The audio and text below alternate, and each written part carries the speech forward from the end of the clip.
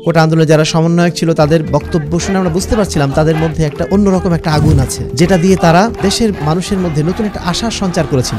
বর্তমান যে শেখ হাসিনা সরকার চলে গেলেন, তো শেখ হাসিনা যখন তিনি প্রধানমন্ত্রী ছিলেন পুরোটা সময় তিনি অত্যন্ত দাপটের সাথে অত্যন্ত ডমিনেটিং একটা শাসন কাল কাটিয়েছেন।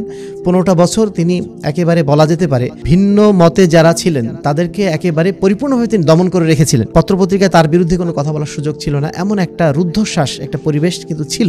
মানুষের মনে কখনো ভাবনাতেই আসে নাই যে এই শাসন কখনো হটানো সম্ভব হবে। শেখ হাসিনা সরকার এবং তার মন্ত্রীরা বারবার ভুল বার্তা মানুষের কাছে পৌঁছাতে লাগলেন। তারা মাঠ পর্যায়ে তাদের পেটুয়া বাহিনীকে লাগিয়ে দিল। ফলশ্রুতিতে কোটা আন্দোলন থেকে 9 দফা আন্দোলনে পরিণত হলো এবং 9 দফা আন্দোলন থেকে পরিশেষে সেটা আবার 1 দফা অর্থাৎ সরকারের পতনের আন্দোলনে শুরু হয়ে গেল।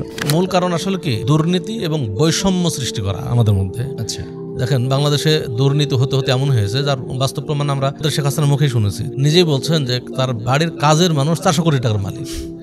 একজন কাজের মানুষ 400 কোটি টাকার মালিক হয়। দেশ থেকে যেটা আমাদের মানে $94 বিলিয়ন দেশ থেকে পাচার হয়ে যায় যে দেশে, আবার $96 বিলিয়ন যেখানে ঋণগ্রস্ত হয় বাংলাদেশ। হ্যাঁ, তাহলে বাংলাদেশ আসলে থাকে কি? আন্দোলন একটা পর্যায়ে চলে যায় তখন তো আসলে গণ আন্দোলনে পরিণত হয়। কিন্তু এটা আসলে প্রাথমিকভাবে ছাত্র আন্দোলনই ছিল এবং ছাত্ররা যে দুঃসাহস দেখিয়েছে, ছাত্ররা যে লেগে থাকার যে একটা মনোবল দেখিয়েছে, এটা নিঃসন্দেহে অবিশ্বাস্য। রাষ্ট্রের কর্মকর্তা যদি নিয়োগ করতে আমাদের মেধা এবং দক্ষতার প্রয়োজন হয়, রাষ্ট্রের যারা সর্বোচ্চ লিডারশিপ, সমাজে যারা লিডারশিপ দিবেন তাদের কোনো যোগ্যতার প্রয়োজন হবে না। নিঃসন্দেহে আমরা মনে করি যে বাংলাদেশ ইতিহাসে অত্যন্ত গৌরবোজ্জ্বল একটা অধ্যায় এবং সেই গৌরবোজ্জ্বল অধ্যায় তারা রচনা আবারও করে দেখালো আমাদেরকে এবং সারা বিশ্বের সামনে একটা নজির তারা উপস্থাপন করলো। শুধুমাত্র জনগণের আবেগ দেখলে হবে না। জনগণ মনে করছে আমরা ভোট দিচ্ছি, আমাদের ভোট দেওয়ার সুযোগ হচ্ছে, একটা বড় কিছু হয়ে যাচ্ছে। আসলে ভোট দিচ্ছেন কখন? মানে 5 বছরের মাত্র একটা দিন আপনি ভোট দিতে পারছেন, এই ছাড়া আপনার বিশেষ কোনো ক্ষমতা ওখানে নেই। বর্তমানে যে দলীয় রাজনীতির যে কুফল বিস্ফল, এটা আমরা বিগত 50 বছর ধরে সহ্য করেছি। এই পরিবেশটা যেন ভবিষ্যতে আর তৈরি না হয়, এজন্য আহলে হাদিস আন্দোলন বাংলাদেশের পক্ষ থেকে মোহতারাম আমির জামাত প্রফেসর ডক্টর মোহাম্মদ আসাদুল্লাহ গালিব তিনি একটা রূপরেখা তিনি কিন্তু দিয়েছেন। আমরা একটা মেধা এবং যোগ্যতা ভিত্তিক একটা নির্বাচন ব্যবস্থা চাচ্ছি এবং নেতৃত্ব ব্যবস্থা চাচ্ছি। নেতৃত্বের এই সংস্কার আনার মাধ্যম দিয়ে আমার মনে হয় যে এই রাষ্ট্র সংস্কার যে আন্দোলনটা হলো এটার পূর্ণতা পাবে।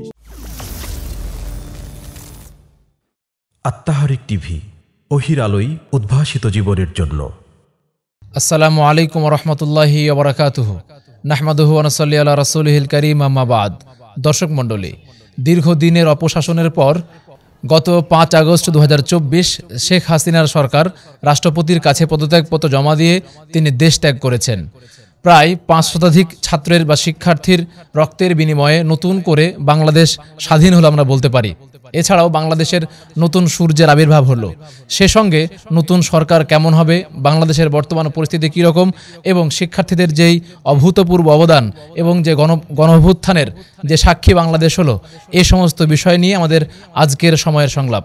আজকের সময়ের সংলাপের আমাদের অতিথি হিসাবে আছেন হাদিস ফাউন্ডেশন শিক্ষা বোর্ডের সম্মানিত চেয়ারম্যান ডক্টর আহমদ আবদুল্লাহ সাকিব। আমাদের সঙ্গে আরও আছেন বাংলাদেশ আহলে হাদিস যুব সংঘের সম্মানিত কেন্দ্রীয় সভাপতি শেখ শরীফুল ইসলাম আল মাদানী। প্রিয় দর্শক, আপনারা অবশ্যই দেখবেন এবং অন্যকে দেখার জন্য অধিকারে শেয়ার করবেন। সে সঙ্গে এ সংক্রান্ত যদি আপনার কোনো মন্তব্য থেকে থাকে অবশ্যই কমেন্টে জানাবেন। সে সঙ্গে জানাবেন কে কোন স্থান থেকে দেখছেন।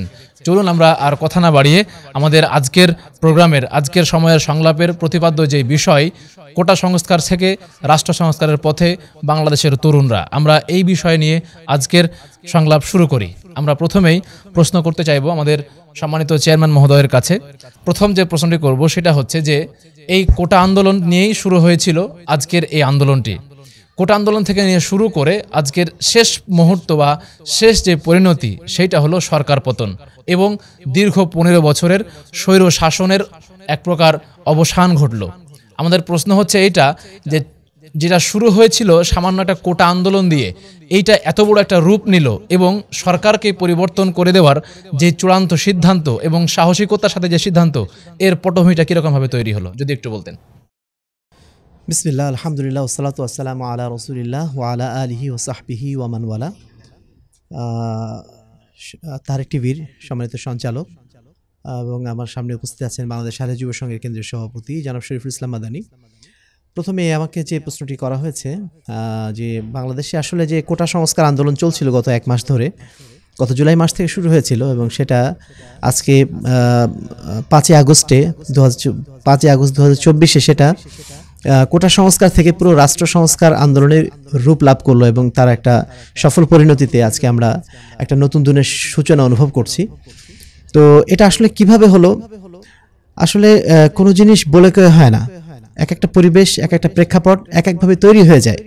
গত জুলাই মাসে এটা কোটা সংস্কার আন্দোলন হিসাবে যখন শুরু হয়েছিল তখন নিঃসন্দেহে কারো ভাবনায় আজকের দিনটা ছিল না। মূলত কোটা সংস্কার আন্দোলন শুরু হয়েছিল আমরা জানি যে ছাত্রদের মাধ্যম দিয়েই, এবং সেটা 2018 সালের দিকে। এবং কোটা সংস্কার যখন ছিল তখন একটা পর্যায়ে ছিল, কিন্তু তারপরেও একটা আন্দোলন হয়েছিল নিরাপদ সড়ক আন্দোলন। এই নিরাপদ সড়ক আন্দোলনে মূলত আমরা ছাত্রদের শক্তিটা দেখতে পেয়েছিলাম। ছাত্র আন্দোলনে যে একটা শক্তির কথা আমরা শুনে আসছি, যেহেতু আমরা 90s পরের আমরা জেনারেশন, সেজন্য আমরা 52 দেখি নাই, 69 দেখি নাই বা 90টা দেখি নাই। এই কারণে আমাদের সামনে কিন্তু এটার একটা বাস্তব রূপায়ণ ছিল না। কিন্তু 2018 সালে আমরা প্রকৃত অর্থে সেই ছাত্র আন্দোলন বা তারুণ্যের একটা মানে জাঁকজমক দেখেছিলাম, এবং দেখেছিলাম যে যেখানে ঢাকা শহরের মতো একটা যানজটপূর্ণ এলাকাতে ট্রাফিকরা তারা যানজট দূরীকরণে তারা ব্যর্থ ছিল, একেবারেই ব্যর্থ ছিল। কিন্তু সেইখানে আমাদের ছোট ছোট ছাত্ররা তারা কিন্তু অত্যন্ত বলিষ্ঠ ভূমিকা নিয়ে দেখিয়ে দিয়েছিল যে না, এই ঢাকা শহরেও ট্রাফিক বা যানজট একটা নিয়ন্ত্রণে রাখা যায়, যদি মুক্ত নাও করা যায় একটা নিয়ন্ত্রণে রাখা যায় এবং নিয়ম কানুন মানানো যায়। চাইলে ড্রাইভাররা বা সড়কে যারা আছেন তারা নিয়ম কানুন মেনেই চলাফেরা করতে পারেন, এটা একটা দৃষ্টান্ত তারা উপস্থাপন করতে পেরেছিলেন। এবং তাদের মানে অধিকাংশই কিন্তু ছিল যে ক্লাস 10 এর নিচে বা আন্ডার ম্যাট্রিক এরকম বলা যেতে পারে। এবং এমন একটা ছবি বা ভিডিও আমরা দেখেছি যে একটা ছোট্ট বাচ্চা ক্লাস 5-এ পড়ে, সে ড্রাইভিং লাইসেন্স চেক করছে একটা আর্মির গাড়িতে, আর্মি যে ড্রাইভার সে তাকে লাইসেন্স দেখাচ্ছে। এমন একটা পরিবেশ কিন্তু তৈরি করা হয়েছিল। তখনই আমরা বুঝতে পেরেছিলাম যে আসলে আমাদের ছাত্রদের মধ্যে এমন একটা শক্তি আছে, যেই শক্তির মাধ্যম দিয়ে আমরা বাংলাদেশের জন্য একটা বড় ধরনের বিপ্লবের একটা প্রেক্ষাপট তৈরি করতে পারি। তো তখন কিন্তু এই বিষয়টা অনেক বলাবলি হয়েছিল, কিন্তু তারপরে আবার বিষয়টা অনেকটা স্থিমিত হয়ে যায়। তারপরে যখন আসলো 2024 সালের জুলাই মাস, তখন আবারও এই কোটা আন্দোলন শুরু হলো। কোটা আন্দোলন শুরু হওয়ার পরে ছাত্রদের মধ্যে যথেষ্ট একটা এটা নিয়ে ইউনিটি আমরা লক্ষ্য করেছিলাম। কোটা আন্দোলনে যারা সমন্বয়ক ছিল তাদের বক্তব্য শুনে আমরা বুঝতে পারছিলাম তাদের মধ্যে একটা অন্যরকম একটা আগুন আছে, যেটা দিয়ে তারা দেশের মানুষের মধ্যে নতুন একটা আশার সঞ্চার করেছিল। এবং আমরা তাদের মাধ্যম দিয়ে মনে হচ্ছিল যে এরাই যদি ভবিষ্যতে আমাদের নেতা হতো তো কেমন হতো। যদিও তারা বয়সে অনেক কম, কিন্তু আলহামদুলিল্লাহ তাদের মধ্যে যে জাজবা আমরা দেখেছি, যে সচেতনতা লক্ষ্য করেছি, সেটা আমাদেরকে মুগ্ধ করেছিল তখনই। তারপরে আস্তে আস্তে ধারাবাহিক একটা প্রেক্ষাপট তৈরি হতে লাগলো। বর্তমান যে শেখ হাসিনা সরকার চলে গেলেন, তো শেখ হাসিনা যখন তিনি প্রধানমন্ত্রী ছিলেন পুরোটা সময় তিনি অত্যন্ত দাপটের সাথে অত্যন্ত ডমিনেটিং একটা শাসন কাল কাটিয়েছেন। 15টা বছর তিনি একেবারে বলা যেতে পারে ভিন্ন মতে যারা ছিলেন তাদেরকে একেবারে পরিপূর্ণভাবে তিনি দমন করে রেখেছিলেন। পত্রপত্রিকায় তার বিরুদ্ধে কোনো কথা বলার সুযোগ ছিল না, এমন একটা রুদ্ধশ্বাস একটা পরিবেশ কিন্তু ছিল। মানুষ অনেকটা এই পরিস্থিতির সাথে অভ্যস্ত হয়ে গিয়েছিল। মানুষের মনে কখনো ভাবনাতেই আসে নাই যে এই শাসন কখনো মানে হটানো সম্ভব হবে। কিন্তু তারপরে প্রেক্ষাপটটা এমন হলো যে তিনি বারবার নিজেই ভুল করতে লাগলেন, এবং যেটা খুব সহজে সমাধান করা যেত সেটা সমাধান করতে গিয়ে তিনি এমন কিছু পদ্ধতি অবলম্বন করলেন যার কারণে ছাত্র সমাজের মধ্যে প্রচণ্ড ধরনের একটা বিক্ষোভ তৈরি হলো। এবং সর্বশেষ 18 জুলাইতে সারা বাংলাদেশে যে একটা ম্যাসাকার হয়ে গেল, প্রায় 79 জন একই দিনে মারা গেল, এবং সেখানে অধিকাংশ ছিল ছাত্র। তো এই ঘটনাটা সারা বাংলাদেশ শুধু না সারা বিশ্বকে সেই দিন জাগিয়ে দিয়েছিল যে কি ব্যাপার, এটা কি হচ্ছে বাংলাদেশের স্বৈরশাসন এর প্রেক্ষাপটটা সবাই জানেন। কিন্তু সেটা যে এই পর্যায়ে পৌঁছেছে যে একদিনে ছাত্রদের দমন করতে 79 জনকে মেরে ফেলতে হবে, এরকম একটা পর্যায়ে যখন তৈরি হয়ে গেল, তখন কিন্তু আমরা মানে একেবারে হতবাক হয়ে গেলাম, পুরো জাতি হতবাক হয়ে গেল। সারা দেশে 5 দিন ইন্টারনেট বন্ধ রেখে আরো আতঙ্ক সৃষ্টি করে দেওয়া হলো, এবং সরকার মনে করেছিল মনে হয় এর মাধ্যম দিয়ে তারা এই আন্দোলনটাকে পরিপূর্ণভাবে দমন করে ফেলবে। কিন্তু মূল যে বিষয়টি ছিল এটা তো ছাত্রদের বিষয়। অন্য সবাইকে দমন করা গেলেও ছাত্রদের যে দমন করা যায় না, এটা সেদিন আবার নতুন করে প্রমাণিত হলো। যখন এক সপ্তাহ পরে ইন্টারনেট খুললো, মোটামুটি পরিবেশটা একটু স্বাভাবিকের দিকে গেল, ঠিক সেই সময় ছাত্রদের মধ্যে আবার আন্দোলন শুরু হলো। যে আন্দোলনটা যেখানে থেমে গিয়েছিল ওইখান থেকে আবার নতুন করে শুরু হলো, যেটা হয়তো সরকার নিজেও ধারণা করতে পারেনি। তারপরে সেই আন্দোলন আস্তে আস্তে সামনে গড়াতে লাগলো, এবং শেখ হাসিনা সরকার এবং তার মন্ত্রীরা বারবার ভুল বার্তা মানুষের কাছে পৌঁছাতে লাগলেন। তারা মাঠ পর্যায়ে তাদের পেটুয়া বাহিনীকে লাগিয়ে দিল। ফলশ্রুতিতে এই আন্দোলন কোটা আন্দোলন থেকে 9 দফা আন্দোলনে পরিণত হলো এবং 9 দফা আন্দোলন থেকে পরিশেষে সেটা আবার 1 দফা অর্থাৎ সরকারের পতনের আন্দোলনে শুরু হয়ে গেল। এবং সেটাতে আমরা দেখেছি যে মানুষ এত স্বতঃস্ফূর্ত সহযোগিতা করেছে, শুধু ছাত্ররা না, ছাত্রদের অভিভাবকরা, সাধারণ মানুষ, এমনকি রিক্সাওয়ালারা পর্যন্ত প্রত্যেকেই যার যার জায়গা থেকে সাধ্যমতো সহযোগিতা করেছেন, সমর্থন করেছেন, নৈতিকভাবে তাদেরকে সাপোর্ট দিয়েছেন, যেটা ইতিপূর্বে আমরা বাংলাদেশে কখনোই দেখি নাই। মানুষের একটা তারপরে আরেকটা জিনিস এখানে বিশেষভাবে উল্লেখযোগ্য যে 18 জুলাই তারিখে যে আবু সাইদ নামে একজন শিক্ষার্থী রংপুরে সে একেবারে 2 হাত উঁচু করে বুক ফুলিয়ে সে যে একটা প্রাণ দিয়েছিল এবং সেটা ভিডিওতে সরাসরি এসেছিল, এইটা কিন্তু সারা জাতিকে জাগিয়ে দিয়েছিল। এবং সেই দিন ছাত্ররা বুঝতে পেরেছিল যে আমাদের আর মৃত্যু ভয় বলে কিছু নেই। মৃত্যুকে তারা আর আগের মতো ভয় পেল না। আর যখন কোনো একটা জনগোষ্ঠী মৃত্যুকে ভয় পাওয়া ভুলে যায় তখন তাদেরকে আর দমানো যায় না। ঠিক এই ঘটনাটাই ঘটেছে ছাত্রদের ক্ষেত্রে।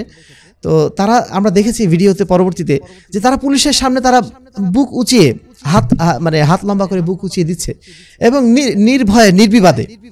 এই জিনিসটা কিন্তু সারা দেশের মানুষকে উজ্জীবিত করেছিল এবং সেই উজ্জীবিত করার ফসল হিসাবেই বিগত 5 আগস্ট 2024 এই সরকারের শেষ পর্যন্ত পতন ঘটলো, যেটা একদিন আগেও আমাদের কাছে একেবারে অসম্ভব মনে হয়েছিল। আমাদের কাছে কখনোই ধারণা হয়নি যে এই সরকার কখনো পতন ঘটতে পারে, কারণ তারা এমনভাবে তাদের সমস্ত ব্যবস্থাপনাগুলো করে রেখেছিল, সেখানে আসলে এটা অসম্ভব ব্যাপার ছিল। কিন্তু জনতার শক্তি, ছাত্রদের শক্তি যে এতটা পাওয়ারফুল হতে পারে সেটা আমরা 5 আগস্ট আমরা দেখেছি এবং এর মাধ্যম দিয়ে আজকে এই নতুন একটা দিন আমরা লক্ষ্য করছি। এবং এটাকে আমরা ছাত্রদের বিষয়ে আমরা আগেও বলেছিলাম যে ছাত্ররা কিন্তু কোটা আন্দোলন শুরু করার পরে যখন এটা 1 দফা আন্দোলন পরিণত হলো তখন তারা বলেছে যে না, এটা আমরা আর কোটার মধ্যে সীমাবদ্ধ রাখবো না, আমাদের গোটা সমাজ ব্যবস্থা, আমাদের গোটা রাষ্ট্র ব্যবস্থার আমরা সংস্কার করব।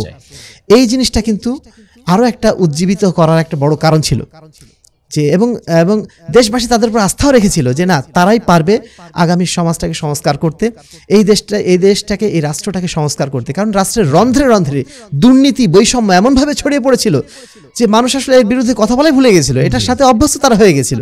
এটা যে সংস্কার কখনো করা সম্ভব এই স্বপ্ন তারা কখনো দেখছিল না, কিন্তু এই ছাত্ররাই এই স্বপ্ন তাদেরকে দেখিয়েছিল এবং এই কোটা আন্দোলন আস্তে আস্তে সেটা রাষ্ট্র সংস্কার আন্দোলনে পরিণত হয়। এবং আলহামদুলিল্লাহ আজকে আমরা সেই স্বপ্ন দেখার সেই প্ল্যাটফর্মে এসে আলহামদুলিল্লাহ আমরা উপনীত হতে পেরেছি। এবং আমরা যেটা বলছিলাম যে পুরো একটা 15 বছরের দীর্ঘ সময়, এর মানে পুরো একটা জেনারেশনকে তিনি এরকম ভাবিয়েছেন যে আসলে এর বিরুদ্ধে কোনো কথা বলা যায় না। এই দুর্নীতির বিরুদ্ধে হোক কিংবা অন্য কোনো কিছুর বিরুদ্ধে হোক, যেটা সরকার এগেনস্টে যায় সেই পক্ষে কোনো কথা বলা যায় না। ডক্টর আহমদ আবদুল্লাহ সাকিব ভাই যথেষ্ট বলেছেন মাশাআল্লাহ। ব্যাপারে আমি একটু যোগ করতে চাই এখানে যে আসলে যেভাবে আন্দোলনটা শুরু হলো, সরকার পতনের আন্দোলন ছিল না, এটা আসলে একটা কোটা বাতিলও নয়, বরং কোটা সংস্কার। তো এই আন্দোলন থেকে সরকার পতনের আন্দোলন গেল, এটা আসলে আল্লাহরই একটা চাওয়া ছিল। এটা আল্লাহ তাআলা কোরআন মাজিদে বলছেন যে কুলিল্লাহুম্মা মালিকাল মুলক তুতিল মুলকা মান তাশা ওয়া তানজিউল মুলকা মিম্মান তাশা তুইজ্জু মান তাশা ওয়া তুযিল্লু মান তাশা। আল্লাহ যাকে চান রাজ্য দান করেন, যাকে চান তার থেকে রাজ্য ছিনিয়ে নেন। তো এটা আল্লাহর একটা চাওয়া ছিল, কারণ এতদিনের একটা আল্লাহ না চাওয়া হলে এটা একটা স্বাভাবিক বিষয়। প্রধানমন্ত্রী তখন বলতে পারতেন যে ছাত্র তোমরা কি চাচ্ছ, আসো তোমাদের সাথে আলোচনা করি। এটা তো কোটা বাতিলও যায়নি, সংস্কার হ্যাঁ বলেছিলেন, কিন্তু এমন একটা সময় বললেন সেই সময় বলে আর কাজ হলো না। প্রথমে যে বললে কোটা যদি রাখতেনও তিনি, যে 30% পর্যন্ত রাখতেন, তাহলে সবাই মেনে নিতেন। আবার দেখেন যে হাদিসে রাসূল সাল্লাল্লাহু আলাইহি ওয়াসাল্লাম বলছেন যে আল্লাহ তাআলা যে নেতার কল্যাণ চান, সে নেতার একজন মন্ত্রী বা তার পাশে সাইড নেতাকে আল্লাহ তাআলা ভালো নেতা, সত্যবাদী নেতা দান করেন। আর যার অকল্যাণ চান, একটা খারাপ মানুষকে দান করেন। তো প্রধানমন্ত্রী যখন এই কথা বললেন, মানলেন না, তার সাইড নেতা তারা কিন্তু পরামর্শ দিতে পারতেন যে আপনি এটা পরামর্শ করতে পারেন, কিন্তু তারাও কিন্তু একই সুরে কথা বললেন। এর ফলে ছাত্র জনতা আরও চরম পর্যায়ে চলে গেল এবং সেটা আস্তে আস্তে কিন্তু সরকার পতনের আন্দোলনে পরিণত হলো। জি হ্যাঁ, আমরা যেটা বলছিলাম যে এই যে পুরো একটা শাসন ব্যবস্থা, তার পরবর্তী সময় তার এই যে পদত্যাগ করার যে বিষয়টা, এর মধ্যে ছাত্রদের হোক কিংবা সাধারণ মানুষের হোক একটা সাহসের কিংবা লেগে থাকার যে জিনিসটা, এটা কাজ করেছে। অপরদিকে সরকার পক্ষের যে ভুল করার যে বিষয়টা, এবং শেখ মুজিবুর তার কিন্তু আত্মজীবনীতে এটাও বলেছিলেন যে যখন মানুষের পতন আসে তখন মানুষ পদে পদে ভুল করে, ওই জিনিসটার প্রতিফলন আমরা দেখতে পেলাম এখানে। তো যদি আমরা এই যে শিক্ষার্থীদের উপরে গুলি করা এবং তাদের সঙ্গে আলোচনায় না বসা, এই সমস্ত বিষয়গুলো যদি আমরা ভুল বলি, কারণ তার পতনের কারণ বলি, এর সঙ্গে আর কোন কোন কারণগুলো যুক্ত হতে পারে বলে আপনি মনে করেন? জাযাকুমুল্লাহ খাইরান। যাক, এর মূল কারণ যেটা আমরা বলতে পারি সরকার পতনের, সেটা কারণ আসলে দুর্নীতি এবং বৈষম্য সৃষ্টি করা আমাদের মধ্যে। যেমন দুর্নীতি, আমাদের দেশে দুর্নীতি হতে হতে এমনও আমরা প্রধানমন্ত্রী নিজেই বলতেছেন যে তার বাড়ির কাজের মানুষ 400 কোটি টাকার মালিক। আবার দেখা যাচ্ছে প্রধানমন্ত্রীর বা আমাদের দেশে এমন অনেককে দেখা গেছে যে কোনো এমপি মন্ত্রীর সাথে যার ছবি আছে, এই ছবি দেখায় সে কোটি কোটি টাকার মালিক হয়েছে। হ্যাঁ, তাহলে এই যে দুর্নীতিগ্রস্ত হতে হতে কি হচ্ছে যে দুর্নীতির কারণে বাংলাদেশ ঋণগ্রস্ত হয়ে গেছে। আজকে বাংলাদেশ $96 বিলিয়ন ঋণগ্রস্ত। হ্যাঁ, আবার ঋণের কারণটা কি, যে এই যে দুর্নীতির কারণে দুর্নীতিবাজরা আমাদের দেশে 94 বিলিয়ন ডলার, হ্যাঁ, $94 বিলিয়ন তারা পাচার করেছে দেশ থেকে। যদি এই টাকাগুলো পাচার না হতো তাহলে মাত্র ঋণগ্রস্ত হতাম কত? ঋণ হতো মাত্র 2 বিলিয়ন ডলার হতো, তাহলে আমাদের ঋণটা কমে আসতো। তাহলে এই পাচারের কারণে, দুর্নীতির কারণে আমাদের কিন্তু এই ঋণের পরিমাণটা অনেক বেশি হয়ে গেছে। আমরা মানে এই সাম্প্রতিককালে আমরা দেখেছি যে আমাদের দেশের যিনি মানে পুলিশ প্রধান ছিলেন, হ্যাঁ, আইজিপি, তার বেনজির, হ্যাঁ, তার কত কোটি কোটি টাকার সম্পদ এবং কত বিঘা তার সম্পদ। হ্যাঁ, শুনলাম কত 2300 বিঘা তার সম্পদ বিভিন্ন জায়গায়। একজন ব্যক্তি আসলে দুনিয়াতে সুন্দরভাবে বাঁচতে তার কত টাকার দরকার হতে পারে, এদের মানে কখনো চিন্তা করেন যে তাদেরকে কখনো মরতে হবে। যাই হোক, এই দুর্নীতিগ্রস্ত হতে হতে এক শ্রেণীর মানুষ বড় থেকে বড় হচ্ছে, আরেক শ্রেণীর মানুষ একবারে নিম্ন থেকে নিম্নতর পর্যন্ত চলে যাচ্ছে। যখন একজন মানুষের পেটে ভাত থাকে না, তখন সে যে কোনো ভাবে সে চেষ্টা করে যে একে কীভাবে হটানো যায়। হ্যাঁ, এই সরকারকে। আরেকটা হলো যে বৈষম্য সৃষ্টি। দেখেন, একটা মানে আমাদের দেশে বৈষম্য সৃষ্টি হতে হতে এমন, যেমন এই কোটা সংস্কারই, এটাই যদি আমরা উদাহরণ হিসেবে পেশ করি, কোটা সংস্কার কেন করতে চাইলো আসলে? মানে কোটা নিতে চাইলো কেন? এত পার্সেন্ট কোটা, যেটা মুক্তিযোদ্ধাদের কোটা নির্ধারণ করবে, এটার মূল উদ্দেশ্য কি? মুক্তিযোদ্ধা তো প্রায় মারাই গেছে, অল্প কিছু মুক্তিযোদ্ধা হয়তো বা এখনো বেঁচে আছেন, তাদের নাতি পুতি সবাইকে দিতে হবে। এটা কি করছেন? আসলে মুক্তিযোদ্ধাদেরকে দেওয়া উদ্দেশ্য মূলত না, মূলত উদ্দেশ্য হলো যে এই কোটার মাধ্যমে নিজেদের লোকদেরকে বিভিন্ন পদে ঢুকায় দেওয়া। এটা হলো মূল উদ্দেশ্য। এই উদ্দেশ্য যখন জনগণ বুঝতে পারে যে না, আসলে তাদেরকে দেওয়া মূল উদ্দেশ্য নয়, বরং নিজের স্বার্থ হাসিল করাই হচ্ছে মূল উদ্দেশ্য, তখন কিন্তু এটা জনগণ মেনে নিতে পারে। হ্যাঁ, তখন তাদের বিরুদ্ধে মানে ছাত্র সমাজ নেমে যায়। এবং আজকে যদি এটা হয় তাহলে মেধার কোনো মূল্যায়ন থাকছে না। মেধার কি মূল্যায়ন? আজকে যদি মোটামুটি 56% যদি কোটাতে চলে যায়, আবার 56 কোটা তো আছেই, এবার মামা খালু আছে, তাদের মাধ্যমে আরো কিছু হবে, দেখা যাবে মেধার কোনো মূল্যায়ন হবে না, সব জায়গায় অযোগ্য লোকরাই প্রাধান্য পাবে। এই জন্য ছাত্ররা এটাকে মেনে নিতে পারেনি। আরেকটা হলো বাক স্বাধীনতা না রাখা, সবার গলা চেপে ধরা। আমরা দেখেছি যে প্রধানমন্ত্রীর বিরুদ্ধে বা শেখ মুজিবের বিরুদ্ধে কোনো কথা গেলে তাকে জেল খাটতে হয়েছে। এ ধরনের নজির বহু রয়েছে বাংলাদেশে। একটা জিনিস আমাদের যারাই মানে নেতৃত্ব দিবেন, প্রত্যেক পর্যায়ের নেতাদেরকে স্মরণ রাখা উচিত যে তার সমালোচনা করা মানেই তাকে শত্রু ভাবা নয়, সে শত্রু নয়, বরং আমার যদি কেউ সমালোচনা করে বুঝতে হবে যে সে আমার শুভাকাঙ্ক্ষী, কারণ তার মাধ্যমে আমার ভুলটা সংশোধন করে নেওয়ার সুযোগ পাচ্ছি। কিন্তু আমাদের দেশে এটা একটা আছে, অনেক নেতা তারা মনে করে যে সমালোচনা করলো মানে আমার শত্রু, তাকে কিভাবে শাস্তি দেওয়া যায়, এটা থেকে আমাদের বেরিয়ে আসতে হবে। যদি এটা থেকে না বের হতে পারি তাহলে কিন্তু আমরা কখনোই আমরা সামনে বাড়তে পারবো না এবং আমাদের নেতৃত্ব সুন্দর হবে না। বৈষম্যের ব্যাপারে আরেকটা উদাহরণ দেওয়া যায় যে আমাদের ক্ষমতাকে এককেন্দ্রিক করে ফেলা। যেমন দেখা যাচ্ছে যে আমাদের দেশে রাজনীতি করছে বিভিন্ন দল, আওয়ামী লীগ রাজনীতি করছে, বিএনপি রাজনীতি করছে, জামাত ইসলাম রাজনীতি করছে, জাতীয় পার্টি রাজনীতি করছে, বিভিন্ন রাজনৈতিক দল আছে এবং একজন তার নিজস্ব আদর্শ নিয়ে সবাই রাজনীতি করছে। এখানে বাংলাদেশের হওয়া উচিত যে সবাই তার নিজস্ব আদর্শের রাজনীতি করবে, সবার রাজনৈতিক অধিকার রয়েছে, কারণ তারা বাংলাদেশের নাগরিক, সবার সুযোগ সুবিধা সব কিছুই দিতে হবে। হ্যাঁ, কিন্তু আমাদের দেশে সেটা নাই। কিন্তু আমাদের দেশের সরকার মনে করছে যে আমরা বাংলাদেশের মানুষ যারা থাকবো সব আওয়ামী লীগ থাকবে, বাকি কেউ থাকবে না। জি। হ্যাঁ, বাকি কেউ কোনো দল করতে পারবে না। হ্যাঁ, সব কিছু এককেন্দ্রিক হয়ে যাবে। সব মানুষ আওয়ামী লীগেই ভোট দেবে, আওয়ামী লীগের কথাই বলবে, শেখ মুজিবের কথা বলবে। এই জন্য আরেকটা কি হয়েছে দেখেন, এটাকে মানে বাস্তবায়ন করার জন্য আজকে শিক্ষা ব্যবস্থাতেও কিন্তু ঢুকাই দিয়েছে। আজকে বাচ্চাদের পর্যন্ত বাচ্চাদের বইগুলোতে আজকে পড়ানো হচ্ছে শেখ মুজিবের কাহিনী, আর এই সব কিছু ঢুকাই দিয়েছে। মানে কিভাবে একটা ছোট থেকেই তাকে শেখ মুজিবকে চিনবে, হাসিনাকে চিনবে, এগুলো কিন্তু ঢুকাই দিচ্ছে। মানুষকে এককেন্দ্রিক করে ফেলার যে একটা অপকৌশল, এটা কিন্তু আমরা মানে স্পষ্টতই দেখতে পাই বাংলাদেশে, এবং এটা তার পতনের একটা অন্যতম কারণ। আচ্ছা, জি। তাহলে আমরা আপনার কাছ থেকে যেটা পেলাম, মানুষের বাক স্বাধীনতা হরণ করা হয়েছিল এবং তার যে কথা বলার স্বাধীনতা, এর সঙ্গে তাকে কুণ্ঠাসা করে রাখা, এই সমস্ত বিষয়গুলো, এর সঙ্গে আপনি যেটা বললেন যে দুর্নীতি, বৈষম্য, এই সমস্ত কিছু মিলিয়েই সরকারের পতন হওয়া কিংবা সরকারকে নামিয়ে দেওয়া, এর প্রতিফলনটা সেখানে হয়েছিল। জি জি, অসংখ্য ধন্যবাদ। প্রিয় দর্শক, আপনারা দেখছেন সময়ের সংলাপ। আজকের প্রতিপাদ্য বিষয় হচ্ছে কোটা সংস্কার থেকে রাষ্ট্র সংস্কার। আপনারা দেখবেন এবং অন্যকে দেখার জন্য অধিকারে শেয়ার করবেন। সে সঙ্গে জানাবেন কে কোন স্থান থেকে দেখছেন, আর যদি আপনার এই কেন্দ্রিক কোনো মতামত কিংবা কোনো আপনার মন্তব্য থেকে থাকে তাহলে আপনি কমেন্টে সেটা অবশ্যই শেয়ার করবেন।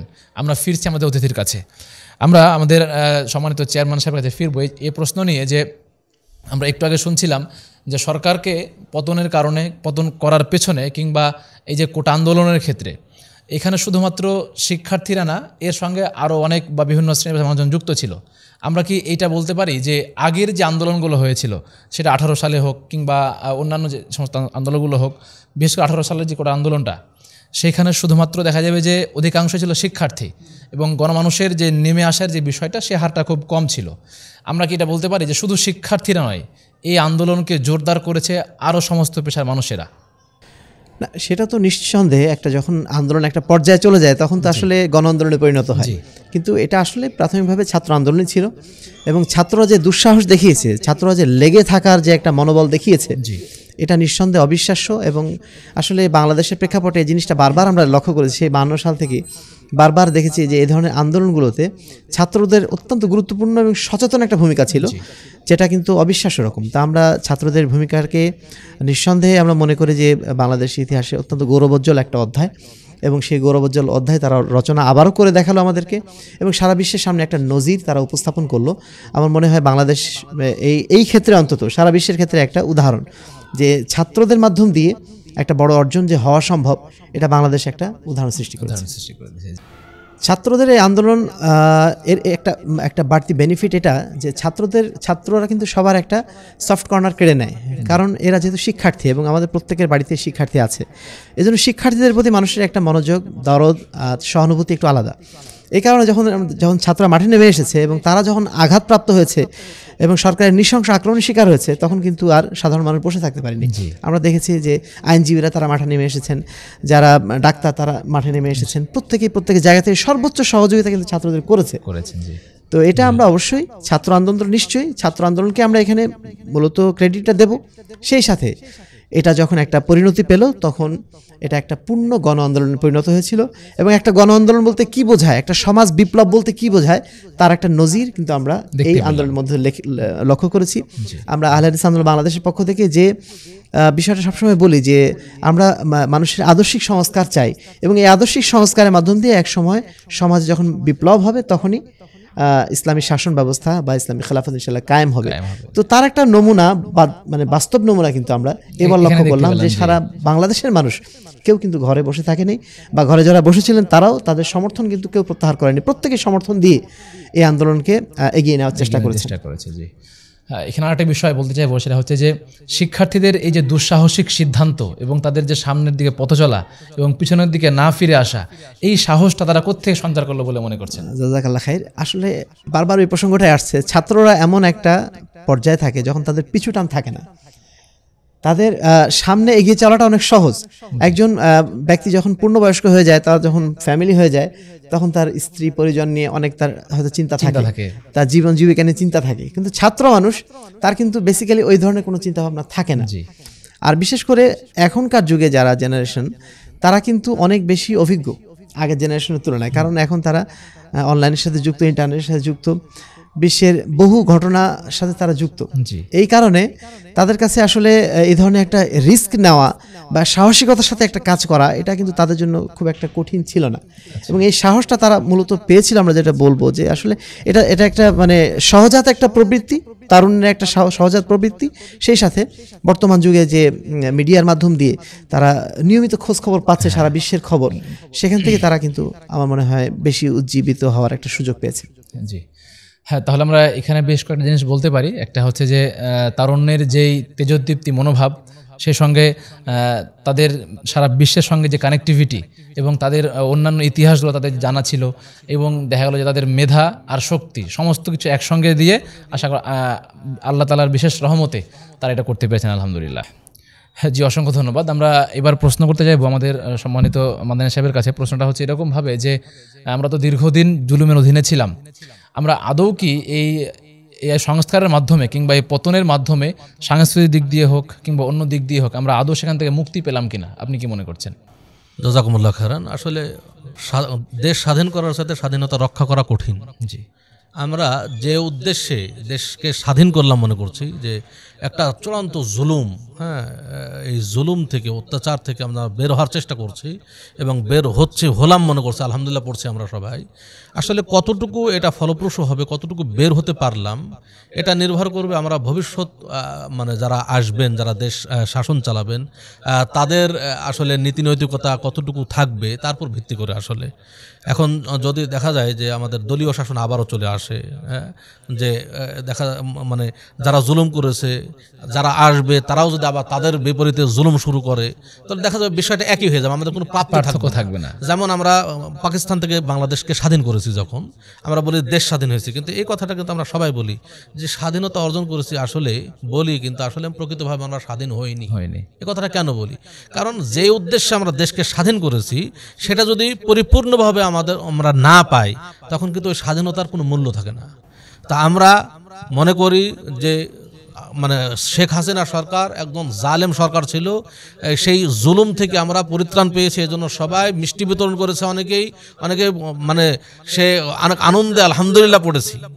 কিন্তু এটা ততক্ষণ পর্যন্ত টিকে থাকবে যতক্ষণ পর্যন্ত আমরা দেশকে ওই জুলুম থেকে বের করে নিয়ে আসতে পারবো। জি, ওই বৈষম্য, ওই দুর্নীতি থেকে যখন আমরা দেশকে মুক্ত করতে পারবো, তখন কিন্তু আমাদের আসল সফলতা। এখানে আমাদের যারা ভবিষ্যৎ নেতৃত্ব দেবেন তাদের অবশ্যই এই ব্যাপারে সচেতন থাকতে হবে। এবং আমি বলবো যারা কোটা সংস্কারের আন্দোলনে যারা যোগ দিয়েছিলেন এবং যারা সমন্বয়ক আছেন, তাদের প্রতি অনুরোধ থাকবে যে তারা যেন আবারও ওই ধরনের নেতৃত্বে নিয়ে না যায়। এমন কোনো নেতৃত্ব নিয়ে আসা দরকার আমাদের দেশে, যারা আমাদের দেশকে নতুনভাবে ঢেলে সাজাবে, যেখানে দুর্নীতি থাকবে না, যেখানে জুলুম থাকবে না, যেখানে সকল নাগরিকের অধিকার রক্ষা করা হবে এবং মানে সব কিছু বিবেচনা করে দেশকে শাসন করা হবে। এমন একটা যদি পরিস্থিতি সৃষ্টি করা হয়, তাহলে আমাদের আসল প্রাপ্তি আমরা পেয়ে যাবো, তখন আসল প্রাপ্তি পাবো ইনশাআল্লাহ। জি, অসংখ্য ধন্যবাদ। এরপরে যে বিষয়টা বলতে চাইবো সেটা হচ্ছে যে আমাদের তো ছাত্র আন্দোলন এটা হলো এবং এর মাধ্যমে একটা কোটা সংস্কার হলো, সে সঙ্গে সরকারের একটা সংস্কার হলো, আমরা বলতে পারি। পৃথিবীর ইতিহাসে এরকম সংস্কার আর হয়েছিল কিনা ছাত্রদের মাধ্যম দিয়ে? জি, ছাত্রদের মাধ্যম দিয়ে। রাইট, আসলে ছাত্রদের মাধ্যম দিয়ে এই যে একটা ঐতিহাসিক ঘটনা ঘটলো, এটা আমার মনে হয় বাংলাদেশের ক্ষেত্রে বারবার ঘটেছে জিনিসটা। বিশ্বের ইতিহাসে আমরা আরেকটা ঘটনা দেখতে পাই, যেটা কিছুদিন আগে আফগানিস্তানে হয়েছিল তালেবানদের মাধ্যম দিয়ে। তারাও কিন্তু, তালেবান অর্থ কিন্তু ছাত্রদের মাধ্যম দিয়ে কিন্তু সেই আন্দোলনটা গড়ে উঠেছিল। এবং আমরা লক্ষ্য করেছি গত 2 বছর আগে যখন আফগানিস্তানে এই তালেবানদের শাসনটা আসলো, সেখানে কিন্তু একটাও রক্তপাত হয়নি। জি, এমনভাবে তারা জনসমর্থন লাভ করেছিল এবং জনগণ তাদের সাথে এমনভাবে ছিল যে একটা মানুষেরও সেখানে রক্তপাত ঘটানো লাগে নাই। তো ওটাকেও আমরা বলতে পারি একটা ছাত্র আন্দোলনের পরিণতি। আর সেই সাথে আমরা দেখছি বাংলাদেশের, এবং আমার মনে হয় এমনভাবে এই ঘটনাটা ঘটলো সারা বিশ্বে এটা একটা উদাহরণ হয়ে থাকবে যে ছাত্রদের মাধ্যম দিয়ে কিভাবে একটা সফল আন্দোলন হতে পারে, একটা সফল আন্দোলন এবং তার সফল পরিণতি হতে পারে। এটা আমাদের ছাত্ররা দেখিয়ে দিয়েছেন, আমরা তাদেরকে আন্তরিকভাবে ধন্যবাদ জানাই এবং আশা করছি ইনশাআল্লাহ তারা তাদের এই অর্জন ধরে রাখার ব্যাপারে দৃঢ় প্রতিজ্ঞ হবেন ইনশাআল্লাহ। জি, ইনশাআল্লাহ। হ্যাঁ, অসংখ্য ধন্যবাদ। আমরা এইবার আপনাদের কিছু প্রস্তাবনা কিংবা আপনাদের কিছু কর্মসূচি কিংবা ভূমিকা জানতে চাইব, যেহেতু আপনারা দুইজনই বিশেষ একটি সংগঠনের প্রতিনিধিত্ব করছেন আলহামদুলিল্লাহ, এবং সমাজ সংস্কারমূলক বিভিন্ন কার্যক্রমের সঙ্গে যুক্ত আছেন। সেই স্থান থেকে প্রশ্ন হচ্ছে যে এরকম পরিস্থিতির মধ্যে বা এরকম পরিবেশের মধ্যে আমিরে জামাত কিংবা যুবসংঘ বলি কিংবা আন্দোলন বলি, এই সমস্ত সংগঠনগুলোর ভূমিকা কতটুকু, তারা কি কাজ করছে? জাযাকুমুল্লাহ খায়রান। আহলে হাদিস আন্দোলন বাংলাদেশ আহলে হাদিস যুবসংঘ সবসময় জুলুম এবং বৈষম্য দুর্নীতি এর বিরুদ্ধে সবসময় কোরআন এবং সহিহ হাদিসের আলোকেই সার্বিক জীবন করতে চাই। এজন্য দেখবেন যে আমাদের সবসময় আমরা কোনো আমরা আসলে কোনো দল মত এটা আমরা দেখতে চাই না। সবসময় আমরা দুর্নীতি অত্যাচারের বিরুদ্ধে কথা বলি। যেমন জামাতে ইসলাম এর যখন মানে একজন কেন্দ্রীয় নেতা দেলোয়ার হোসেন সাঈদী যখন তার ফাঁসির রায় হলো, সেদিন কিন্তু আমাদের তাবলিগ ইজতেমা চলছিল। সেদিন কিন্তু আমিরে জামাত চূড়ান্ত বক্তব্য দিয়েছিলেন সরকারের বিরুদ্ধে, কারণ সেটা ছিল অন্যায় রায়। তারপরেও যখন আরও নেতাদের ফাঁসি হলো, তখনও কিন্তু মোহতারাম আমিরে জামাত ডক্টর আসাদুল্লাহ গালিব স্যার তাদের পক্ষে কথা বলেছিলেন এবং সরকারের বিরুদ্ধে কথা বলেছিলেন। আমরা সাম্প্রতিককালে দেখেছি যখন এই কোটা সংস্কার আন্দোলন শুরু হলো, তখন আমাদের বাংলাদেশ আহলে হাদিস যুব সংঘের কর্মী সম্মেলন গত 13 জুলাই 2024, মানে আন্দোলনের প্রাথমিক পর্যায়ে, জি একেবারে প্রাথমিক পর্যায়ে 13 জুলাই 2024 তারিখে আমাদের জেলা পরিষদ মিলনায়তন রাজশাহীতে যে কেন্দ্রীয় কর্মী সম্মেলন অনুষ্ঠিত হলো, সেখানে কিন্তু আমাদের প্রস্তাবনায় ছিল যে কোটা নয় বরং মেধার ভিত্তিতে মানে সকলকে দেশ সেবার সুযোগ দিতে হবে, এটা আমাদের একটা প্রস্তাবনা ছিল। তারপরে জুমাতে আমাদের ডক্টর মোহাম্মদ সাখাওয়াত হোসেন সম্পাদক মাসিকাত তাহারিক তিনি মার্কাজ জামি মসজিদে তিনি খুতবা দিলেন। সে খুতবাতে কিন্তু কোটা সংস্কার আন্দোলনের পক্ষে জোরালো খুতবা দিয়েছিলেন। তারপরে আমাদের সর্বোচ্চ নেতা মোহতারাম আমিরে জামাত ডক্টর আসাদুল্লাহ গালিব স্যার খুতবায় মানে চূড়ান্ত বক্তব্য দিয়েছেন, যা আমাদের সোশ্যাল মিডিয়াতে আছে এবং সবাই সেটা শুনেছে। এটা প্রমাণ করে কি যে আহলে হাদিস আন্দোলন বাংলাদেশ আহলে হাদিস যুব সংঘ সবসময় দুর্নীতি, জুলুম, অত্যাচার, বৈষম্য এর বিরুদ্ধে অবস্থান। আমরা সেটা করতে চাই। বর্তমানে আরও কিছু করণীয় আমাদের আছে, একবার এটাই নয় বরং কোটা সংস্কারের জন্য আমরা যেটা জনসমর্থন তো দিয়েছি, আমাদের সমর্থন সবসময়ের জন্য ছিল, আমরা দোয়া করেছি তাদের জন্য। এমনকি এই সরকারের বিরুদ্ধে, জালেম সরকারের বিরুদ্ধে আমাদের মার্কাজ জামি মসজিদে সালাতে কুনুতে নাজেলা পর্যন্ত হয়েছে। আচ্ছা, কুনুতে নাজেলা পাঠ করা হয়েছে এবং একবার নয় একাধিক দিন সেটা পাঠ করা হয়েছে। এরপরও আরেকটা জিনিস লক্ষ্য করবেন যে আমাদের প্রতিবাদ বিজ্ঞপ্তি কিন্তু গেছে, বিজ্ঞপ্তি আকারে ছাত্রদের জন্য করণীয় কি, সরকারের জন্য করণীয় কি, প্রত্যেকটা অভিভাবকের জন্য করণীয় কি, প্রত্যেক ব্যাপারে কিন্তু একাধিকবার যখনই যে প্রসঙ্গ এসেছে সাথে সাথে আমরা কিন্তু বিজ্ঞপ্তি সেটা দিয়েছি এবং সেটা সোশ্যাল মিডিয়াতে গেছে, সেটা আমরা প্রশাসনের কাছে পৌঁছানোর চেষ্টা করেছি। প্রিয় দর্শক, আমরা এখান থেকে বুঝতে পারি এটা যে সরকার পতন হওয়ার আগ পর্যন্ত বা যতদিন সরকার ছিল, কোনো অবস্থাতে সরকারের কোনো অন্যায়কে আমাদের যে সংগঠনটি কখনোই সাপোর্ট করেনি কখনোই, এবং বিভিন্ন মোড়ে বিভিন্ন পদক্ষেপে, সেটা হোক নির্বাচন কিংবা সেটা হোক দুর্নীতির কিংবা সেটা হোক আলেম হত্যা কিংবা আরও যে কোনো হোক না কেন, প্রত্যেকটা ক্ষেত্রেই সরকারের বিপরীত হোক কিংবা সরকার সপক্ষে যাক, হক কথাটাই বলার চেষ্টা করেছেন, যেটা আমরা আপনার কথা থেকে বুঝতে পারলাম আলহামদুলিল্লাহ। জি, এবং জালেমের বিরুদ্ধে যে অবস্থানটা সেটা আপনারা পরিষ্কার করেছেন আলহামদুলিল্লাহ আগে থেকেই। আলহামদুলিল্লাহ। জি, এখানে আরো একটা বিষয় লক্ষণীয় যে আহলে হাদিস আন্দোলন বাংলাদেশ আহলে হাদিস যুব সংঘ প্রচলিত কোনো রাজনৈতিক সংগঠন নয়, বরং এটা একটা আদর্শিক সংগঠন। যেখানে আদর্শিক সংঘর্ষ হয় আমাদের সাথে, তখন আমরা কথা বলি তার বিরুদ্ধে। হ্যাঁ, সেটা জুলুম। আদর্শিকভাবে আহলে হাদিস আন্দোলন বাংলাদেশ যুব সংঘ জুলুমের বিরুদ্ধে, অত্যাচারের বিরুদ্ধে, বৈষম্যের বিরুদ্ধে, যখনই যে কোনো শাসক, সেটা শুধু মাত্র আওয়ামী লীগ নয়, যে কোনো শাসক যখনই কোনো জুলুম করে তার বিরুদ্ধে সবসময় সোচ্চার থাকে।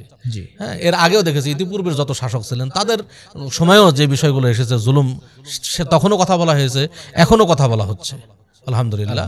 তো আদর্শের ক্ষেত্রে আমাদের কোনো আপোষ নাই। আদর্শের দিক থেকে আমরা একবারে আদর্শের উপর থাকবো। আদর্শ বিরোধী কোনো কিছু দেখলে আমরা তার প্রতিবাদ করব, এটাই আমাদের মানহাজ। এবং সেই ক্ষেত্রে আওয়ামী লীগ হোক, বিএনপি হোক কিংবা অন্য যে কোনো সংগঠন হোক। জি, অসংখ্য ধন্যবাদ। প্রিয় দর্শক, আপনারা দেখছেন সময়ের সংলাপ। আজকের প্রতিপাদ্য বিষয় চলছে কোটা সংস্কার থেকে রাষ্ট্র সংস্কারের পথে। এই বিষয়ে যদি আপনার কোনো মন্তব্য থেকে থাকে অবশ্যই জানাবেন এবং অনুষ্ঠানটি শেষ পর্যন্ত দেখবেন, সে সঙ্গে অবশ্যই শেয়ার করবেন।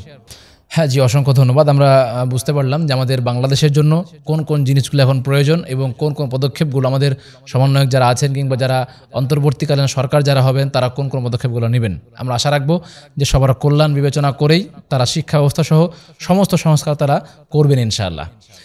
আচ্ছা, এই যে বাংলাদেশ, নতুন বাংলাদেশ শুরু হলো, এই বাংলাদেশের সূচনা লগ্নে যে লুটতরাজ কিংবা যে একে অপরকে হত্যা করা, একে অপরের উপর চড়াও হওয়া এবং যেই রক্তক্ষয় যে হয়ে গেল, এইটা যে বিভিন্ন রকম ক্ষোভের যে প্রকাশটা হচ্ছে, এই ক্ষোভ প্রকাশ হওয়ার কারণটা কি, আপনি কি মনে করছেন? জাযাকুমুল্লাহ খাইরান।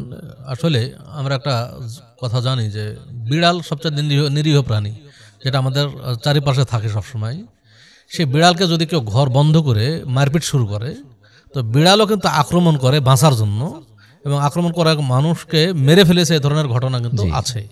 আক্রমণটা মারাত্মক হয়ে যায়। কেন? তাকে বাঁচতে হবে, বাঁচার জন্য মারছে সে। তা এখন বর্তমানে কিন্তু এটাই হয়েছে। এতদিনের এই যে 15 বছর একটা জুলুমের শাসন চলল, জুলুম চলতে চলতে মানুষকে কোনো কথা বলতে দেয়নি, কথা বললেই তার জেল জুলুম, হ্যাঁ, কাউকে বের হতে দেয়নি কোনো জায়গায়। এই যে জুলুম করতে করতে, জুলুম সহ্য করতে করতে করতে এমন পর্যায়ে এসেছে, দেয়ালে যখন পিঠ ঠেকে গেছে, তখন তারা কিন্তু এই ক্ষোভ প্রকাশ করছে এক সময়। মানে ক্ষোভ প্রকাশ হয়ে গেছে, মানে বোম ব্লাস্ট হওয়ার মতো একসাথে এটা হয়ে গেছে। এজন্য মানে কোনো কিছুই সহ্য করছে না। আজকে যদি এটা না হতো, কমপক্ষে দেখা যেত সম্মানের সাথে একটা প্রধানমন্ত্রীর বিদায় হতো, মানুষের এত ক্ষোভও প্রকাশ হতো না, ভবিষ্যতে তার দল টিকে থাকতো। হ্যাঁ, কিন্তু এত ঘোলাটে পরিবেশ তৈরি হতো না। কিন্তু এটা এমন পর্যায়ে নিয়ে গেছে যে এমন মানে প্রধানমন্ত্রী তো গেছেন, তার দলটা একেবারে নিঃশেষ করে দিয়ে গেছেন, এবং তার যে যত স্মৃতি ছিল বাংলাদেশে, সেই স্মৃতির উপরে মানুষের ঘৃণা জন্মে গেছে, এবং সেটা কিভাবে দূর করা যায় মানুষ চোখে মানে দেখে সহ্য করতে পারতেছে না, এরকম একটা ব্যাপার। তা আমরা ভবিষ্যৎ যারা আসবে নেতৃত্বে, তাদের দিকেও এটা লক্ষ্য রাখবো, মানে তাদের দৃষ্টি আকর্ষণ করবো যে অবশ্য তারাও যেন বিষয়গুলো লক্ষ্য করেন যে জুলুম যেন না হয়। আর জালেমকে আল্লাহ যে রাখেন না, জালেমের শাস্তি দুনিয়াতেও হয় আখিরাতেও হয়, সেটা আল্লাহ তাআলা দেখিয়ে দিয়েছেন। এটা যেন আমাদের সবার স্মরণে থাকে। জি, জাযাকাল্লাহু খায়রান, অসংখ্য ধন্যবাদ। প্রিয় দর্শক, আপনারা দেখবেন এবং অন্যকে দেখার জন্য অধিকারে শেয়ার করবেন। আমরা পরবর্তী যে গুরুত্বপূর্ণ বিষয় নিয়ে কথা বলতে চাইবো, সেটা হচ্ছে যে বর্তমান বাংলাদেশ এখন বলা যায় যে সরকারবিহীন অবস্থায় আছে। যখন আমরা ভিডিও রেকর্ড করছি সে সময় আমরা শুনেছি ইতিমধ্যেই যে ডক্টর ইউনূসকে প্রধান উপদেষ্টা করে অন্তর্বর্তীকালীন সরকার করা হবে। তো সরকার তৈরি বা সরকার গঠনের ক্ষেত্রে আপনাদের মতামত প্রকাশ করবেন। ধন্যবাদ। আসলে এটা একটা গুরুত্বপূর্ণ বিষয় যে বাংলাদেশ কিন্তু বিগত 50 বছর ধরে এক ধরনের শাসন দেখে এসেছে, কিন্তু আমাদের যে ছাত্র ভাইয়েরা যে আন্দোলনটা করলো, এই আন্দোলন ছিল দুর্নীতি এবং বৈষম্যের বিরুদ্ধে এবং একটা দেশের বা সার্বিক একটা সংস্কার আনার জন্য। তো আজকে আমাদের যেটা মনে হয়েছে যে বর্তমানে যে দলীয় রাজনীতির যে কুফল, বিস্ফল, এটা আমরা বিগত 50 বছর ধরে সহ্য করেছি। এখন আমাদের নতুন কোনো সিস্টেমের দিকে যাওয়া দরকার, যার মাধ্যম দিয়ে এই ধরনের ক্ষমতার একটা বলয় সৃষ্টি না হয়, এবং বিভিন্ন এলাকায় যে গোষ্ঠীগুলো তৈরি হচ্ছে, আজকে শরীফুল ইসলাম মাদানী যেটা বলেন, মানুষের ক্ষোভ তৈরি হয়েছে সাবেক এমপি মন্ত্রীদের উপরে, তাদের বাড়ি ঘরের উপরে যেভাবে আক্রমণ চালানো হচ্ছে, এটা কিন্তু চরম ক্ষোভের একটা বহিঃপ্রকাশ। এবং তারা যে একটা ক্ষমতা কেন্দ্রিক যে গোষ্ঠী তৈরি করে ফেলেছিলেন এবং তারা বাদ দিয়ে আর কেউ কোনো সুযোগ পাবে না, এরকম একটা পরিবেশ সৃষ্টি করেছিলেন। এই পরিবেশটা যেন ভবিষ্যতে আর তৈরি না হয়, এজন্য আহলে হাদিস আন্দোলন বাংলাদেশের পক্ষ থেকে মোহতারাম আমির জামাত প্রফেসর ডক্টর মোহাম্মদ আসাদুল্লাহ গালিব তিনি একটা রূপরেখা তিনি কিন্তু দিয়েছেন জাতীয় সরকার গঠনের জন্য। যেই জাতীয় সরকারটা মূলত দলীয় রাজনীতি কেন্দ্রিক হবে না, বরং সবার অংশগ্রহণমূলক একটা সরকার ব্যবস্থা হবে। তো সেখানে তিনি যে প্রস্তাবনা দিয়েছেন, যে প্রথম যেটা প্রস্তাব দিয়েছেন যে একটা মানে রাষ্ট্রের যেটা 3টা পরিষদ থাকে, শাসন বিভাগ থাকে, আর আরেকটা থাকে বিচার বিভাগ, আর আরেকটা থাকে আইন বিভাগ। তো আইন বিভাগটা যেটা আমরা বর্তমানে এখন চাচ্ছি আর কি, আইন বিভাগটা যেন 2 কক্ষ বিশিষ্ট হয়। প্রথমে যেন থাকে একটা কেন্দ্রীয় পরিষদ, যেখানে 7 থেকে 10 জনের একটা সদস্য বিশিষ্ট একটা পরিষদ থাকবে, এবং এটাই হবে the collective head of the state. অর্থাৎ এরাই কিন্তু মানে একটা স্টেটের, এই রাষ্ট্রের প্রধান হবে। যেহেতু একক ব্যক্তি থাকলে তার কেন্দ্রিক একটা ক্ষমতার বলয় তৈরি হচ্ছে, এজন্য সুইজারল্যান্ডে কিন্তু এটা অলরেডি চালু হয়েছে। তার সেখানে 7 জনের একটা পরিষদ, কেন্দ্রীয় পরিষদ থাকে এবং তারাই হেড অফ দ্য স্টেট হয় কালেকটিভলি। তারপরে তারা কি করবে, তারা 5 জনের একটা 5 জন ব্যক্তিকে তারা নির্বাচন করবেন। হ্যাঁ, 5 জন ব্যক্তিকে তারা একটা প্যানেল করবেন, যেই প্যানেলে মানে এই 5 জনকে সাধারণ জনমানুষ তারা গণভোট দেবে যে 5 জনের মধ্যে তারা কাকে চাচ্ছেন। অর্থাৎ এই 7 জন ব্যক্তি, তারা 5 জন ব্যক্তি নির্ধারণ করবে সারা বাংলাদেশ থেকে, যারা তাদের দৃষ্টিকোণ থেকে যারা যোগ্য এবং দক্ষ এবং আল্লাহভীরু মুত্তাকি হবেন, এরকম 5 জন ব্যক্তিকে তারা উপস্থাপন করবেন জাতির কাছে, এবং 5 জন ব্যক্তি থেকে যে কোনো একজনকে বেছে নেওয়ার জন্য গণভোট হবে। গণভোট হওয়ার পরে যিনি প্রেসিডেন্ট হয়ে যাবেন, প্রেসিডেন্ট হওয়ার পরে তিনি একটা ন্যাশনাল কাউন্সিল করবেন। প্রথমটা ছিল ফেডারেল কাউন্সিল, এটা হবে ন্যাশনাল কাউন্সিল, যেটাকে আমরা বলছি জাতীয় সংসদ। অর্থাৎ সারা দেশ থেকে তিনি হয়তো বা 100 জন অথবা আরও কম 50 জন অথবা আরও কম 20 জনের একটা সদস্য বিশিষ্ট একটা তিনি ন্যাশনাল একটা কাউন্সিল করবেন, এবং এই ন্যাশনাল কাউন্সিল তিনি মূলত পরিচালনা করবেন। এবং এটা অবশ্যই ফেডারেল কাউন্সিলের পরামর্শ অনুযায়ী। তো এতে যেটা হবে যে ক্ষমতা কেন্দ্রিক একটা বলয় আর তৈরি হবে না। 2 নম্বর তিনি যেটা প্রস্তাবনা দিয়েছেন যে এই ফেডারেল কাউন্সিল যেটা হবে, এর কাছে মানে প্রধানমন্ত্রী সর্বদা এই ফেডারেল কাউন্সিলের কাছে জবাবদিহি করবেন যে কোনো বিষয়ে।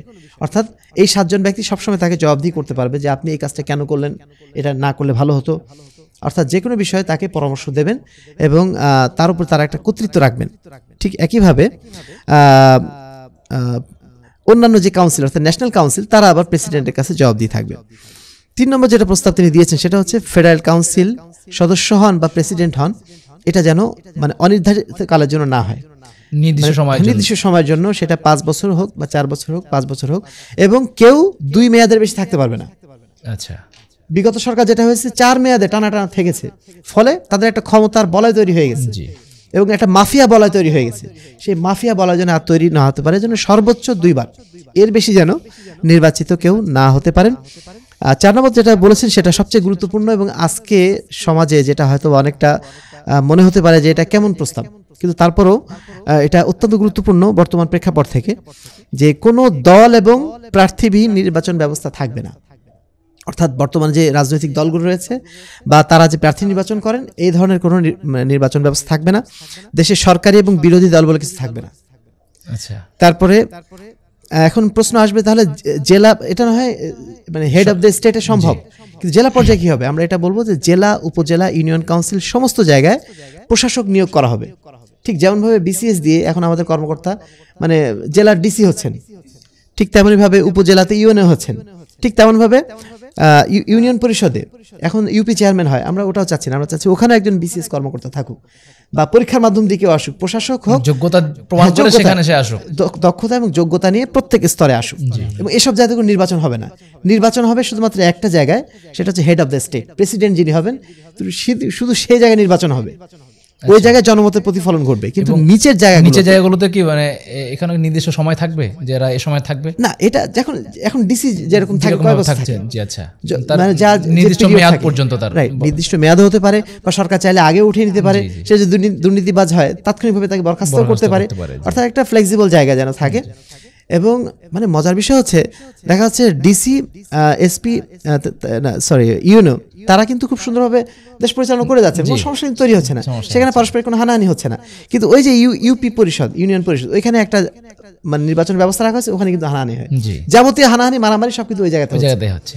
তো এই জায়গাটা যদি আমরা বন্ধ করে দিই, একজন সরকারিভাবে একজন দায়িত্বশীল হিসেবে নিয়োগ করে, তাহলে এই হানাহানি অন্তত গ্রাম পর্যায় পর্যন্ত আর পৌঁছে যাবে না। আর সর্বশেষ যেটা তিনি বলেছেন যে নেতৃত্ব এবং জনপ্রতিনিধিত্ব সৃষ্টি তো করা দরকার। মানুষ নেতা হবে কিভাবে? সেই ক্ষেত্রে ধর্মীয় সংগঠন, সামাজিক সংগঠন থাকবে, অর্থনৈতিক সংগঠন থাকবে, সাংস্কৃতিক সংগঠন থাকবে, দাতব্য সংগঠন থাকবে। এখান থেকেই এখান থেকেই জনপ্রতিনিধিত্ব বা নেতৃত্ব তৈরি হবে। এরাই ভবিষ্যতে দেশ দেশ পরিচালনার জন্য যোগ্য হয়ে গড়ে উঠবে এখান থেকে। আবার বিশ্ববিদ্যালয়গুলোতে আমরা ছাত্র সংসদ করতে পারি, সেখান থেকেও তারা ছাত্র গড়ে উঠবে। যেভাবে আমাদের আজকে কোটা আন্দোলনের ছাত্ররা গড়ে উঠছে, ঠিক সেভাবে এখানে গড়ে উঠবে। কিন্তু প্রচলিত যে ছাত্র রাজনীতি, শিক্ষক রাজনীতি, এইগুলো যেন বিশ্ববিদ্যালয় রাজনীতির বাইরে গিয়ে অন্যান্য ক্লাবগুলো তৈরি হবে। হ্যাঁ, ওভারঅল আমরা যেটা মানে জাতীয় সরকারের যে রূপরেখা মোহতরম আমির জামাত দিয়েছেন, এটা মূলত একটা অংশগ্রহণমূলক, সবার অংশগ্রহণ যেন এখানে হয়। শুধুমাত্র একটা দল থাকবে বা এই থাকবে সেই থাকবে এরকম না। সেখানে যোগ্য ব্যক্তি যেন প্রাধান্য পায়, মেধাসম্পন্ন ব্যক্তি যেন প্রাধান্য পায় এবং সৎ ব্যক্তি যেন প্রাধান্য পায়। আবার যদি তিনি কোনো অপরাধ করে সঙ্গে সঙ্গে তাকে যেন সরানোর একটা সুযোগ থাকে, এইভাবে একটা রূপরেখা দেওয়া হয়েছে। আমরা অচিরেই এটা যে অন্তর্বর্তীকালীন সরকার যে নিয়ে আসবেন তার কাছে আমরা যাব এবং তাদের কাছে প্রস্তাব পেশ করব যে ভবিষ্যতে যেন দল এবং প্রার্থীভিত্তিক যে নির্বাচন ব্যবস্থা, এটা ছেড়ে দিয়ে আমরা যেন সবার অংশগ্রহণমূলক এই ধরনের একটা নির্বাচন ব্যবস্থা বা শাসন ব্যবস্থা তৈরি করতে পারি। তাতে ইনশাআল্লাহ আশা করছি বাংলাদেশের মতো জায়গাতে এই যে বর্তমানে এই সরকার চলে যাওয়ার সাথে সাথে বিরোধী দলের প্রতি, প্রতিপক্ষের প্রতি যে একটা ম্যাসাকার করে দেওয়া হলো, এই ধরনের ম্যাসাকার কিন্তু ভবিষ্যতে যারা আসছেন তাদেরও হতে পারে। এইটা যেন আর না হয়, ভবিষ্যতে যেন একদম স্থায়ীভাবে বন্ধ হয়ে যায়, পরস্পর হানাহানি মারামারির জায়গা যেন বন্ধ হয়ে যায়, এটাই আমাদের মূল মানে আমাদের প্রচেষ্টা থাকবে। এবং এটা কিন্তু নতুন কিছু না, এটা কিন্তু সুইজারল্যান্ডে অলরেডি আছে এবং সুইজারল্যান্ডে এই সিস্টেম থাকার কারণে, কাছাকাছি পুরোপুরি এরকম না, কাছাকাছি এরকম একটা সিস্টেম থাকার কারণে সেই দেশে নেতৃত্ব নিয়ে হানাহানি সবচেয়ে কম পৃথিবীতে। তা আমরা নেতৃত্ব নিয়ে হানাহানি কেন করব? তো সেই জায়গাতে আমরা এই প্রস্তাবটা উপস্থাপন করবো ইনশাআল্লাহ। আশা করছি ইনশাআল্লাহ সরকার যারা আছেন তারা বিষয়টা বিবেচনা করবেন ইনশাআল্লাহ। জি ইনশাআল্লাহ। হ্যাঁ, অসংখ্য ধন্যবাদ। আমরা আপনার কাছ থেকে রূপরেখা পেলাম। প্রশ্নটা হচ্ছে এখানে যে এরকমটা যে আমরা তত্ত্বাবধায়ক সরকারের আমলে কিন্তু দেখেছি গুটি কয়েকজন ব্যক্তি মিলে দেশকে তারা খুব সুন্দর চালিয়েছেন আলহামদুলিল্লাহ।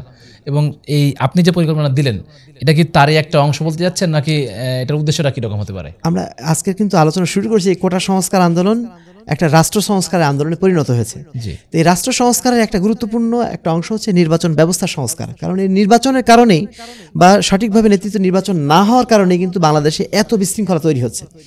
এই জন্য নেতৃত্বের সংস্কারটা বা নির্বাচন ব্যবস্থা সংস্কারটা আমাদের জন্য সবচেয়ে জরুরি একটা বিষয়ের মধ্যে জরুরি একটা বিষয়।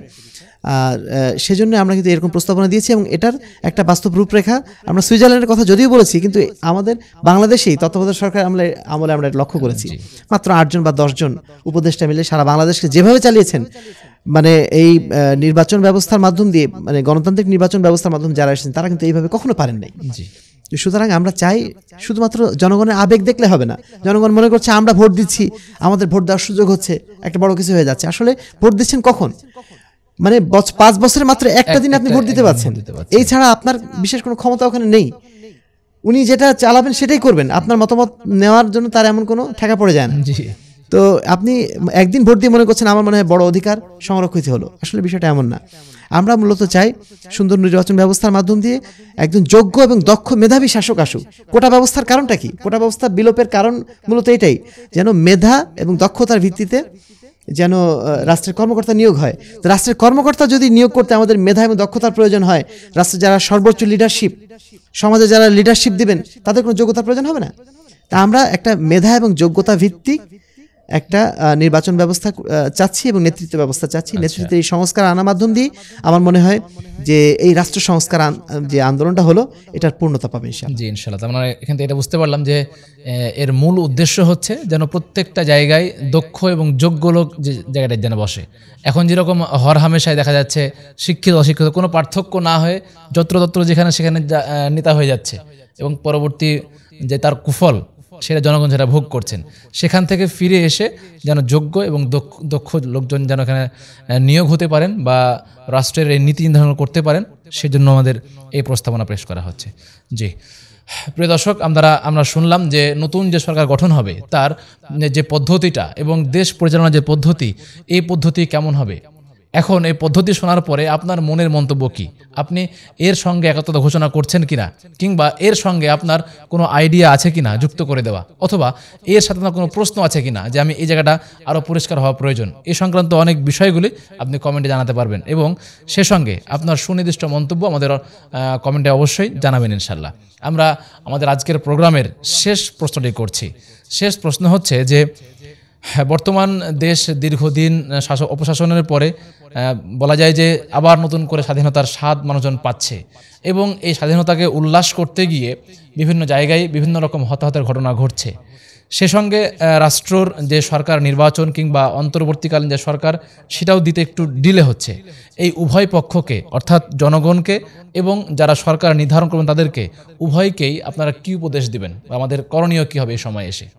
জাযাকুমুল্লাহ খায়রান, চমৎকার বিষয় উপস্থাপন করেছেন। এখানে বাংলাদেশ আহলে হাদিস যুব সংঘ এবং আহলে হাদিস আন্দোলন বাংলাদেশের পক্ষ থেকে আমাদের কিছু সরকারের প্রতি, যারা দেশে নেতৃত্ব দিচ্ছেন তাদের প্রতি কিছু পরামর্শ আছে, এবং যারা কোটা সংস্কার আন্দোলন করলেন এবং আমাদের যারা আম জনসাধারণ, সবার প্রতি আমাদের কিছু নসিহত বলেন, উপদেশ, পরামর্শ আমরা আছে। তার মধ্যে সরকারের প্রতি আমরা যেটা বলবো যে সরকারকে যেই নেতৃত্ব দেন না কেন, প্রথমত নেতৃত্ব যে আল্লাহর পক্ষ থেকে আসে এটা স্মরণ করার জন্য অনুরোধ করছি, এবং আল্লাহ চাইলে কাউকে নেতৃত্ব দেন, চাইলে যে কোনো সময় নেতৃত্ব ছিনিয়ে নিতে পারে। এই বিষয়টা যেন আমাদের অন্তরে থাকে, এবং নেতৃত্ব আল্লাহর পক্ষ থেকেই আসে, হ্যাঁ, এটা আমাদের স্মরণ থাকতে হবে। হ্যাঁ, এবং আল্লাহ যেভাবে চান সেভাবেই এটা মানে এই নেতৃত্ব দিতে হবে। এই বিষয় যদি থাকে তাহলে আমাদের নেতৃত্বের কোনো সমস্যা থাকবে না। দ্বিতীয়ত বলবো যে সরকারকে ভাবতে হবে যে আমি সকল মানুষের সরকার, হ্যাঁ, দেশটা আমার নয়, শুধু সব মানুষের দেশ। আমি সকল বাংলাদেশের যত মানুষ আছে সবার নেতৃত্ব দিচ্ছি আমি, হ্যাঁ। এটা যখন ভাববো তখন আমি দেখব যে আমার সব নাগরিক সমানভাবে অধিকার পাচ্ছে কি পাচ্ছে না। যেমন দেখেন, যদি আমরা সাহাবা ইকরামের ইতিহাসে যাই, তো সাহাবা ইকরাম কীভাবে নেতৃত্ব দিয়েছিলেন। ওমর ইবনুল খাত্তাব রাদিয়াল্লাহু তাআলা আনহু নিজে কাঁধের উপরে তার আটার বস্তা তুলে নিয়ে তার মানে মামুনদের কাছে, অধীনস্থ ব্যক্তিদের কাছে বাড়িতে পৌঁছায় দিচ্ছেন, নিজে আমিরুল মুমিনিন হওয়ার পরেও তারা কিভাবে তাদের মানুষের, সাধারণ মানুষের অধিকারকে রক্ষা করেছেন। তো এই বিষয়গুলো আমাদের সামনে থাকতে হবে যারা নেতৃত্ব দিবেন, এবং সকল মানুষের অধিকার নিশ্চিত করতে হবে সব ক্ষেত্রে। কিছু মানুষ দেখা যাচ্ছে যে যারা নৃগোষ্ঠী বলছে, সংখ্যাগুলো লোক নৃগোষ্ঠী, তাদেরও কিছু অধিকার আছে।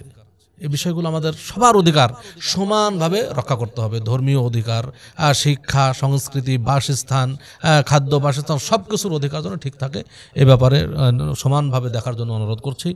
তারপরে বলবো যে বাংলাদেশের মানুষকে মানে ধর্মীয় শিক্ষা ব্যবস্থায় শিক্ষিত করুন, মানে বাংলাদেশে একটা ধর্মীয় শিক্ষা ব্যবস্থা চালু করুন। এতে কি হবে, বাংলাদেশের মুসলিমের জন্য মুসলিম শিক্ষা ব্যবস্থা, হিন্দুর জন্য হিন্দু ধর্মীয় শিক্ষা ব্যবস্থা, সবার জন্য তাদের ধর্মীয় শিক্ষা ব্যবস্থা চালু করা দরকার। এতে কি হবে যে প্রত্যেকটা, যে কোনো ধর্ম, সেটা ইসলাম হোক বা হিন্দু হোক, খ্রিস্টান হোক, ইহুদি হোক, কোনো ধর্মেই কিন্তু দুর্নীতি শেখায় না, জি, কোনো ধর্মেই হিংসা বিদ্বেষ শেখায় না, কোনো ধর্মে বৈষম্য শেখায় না।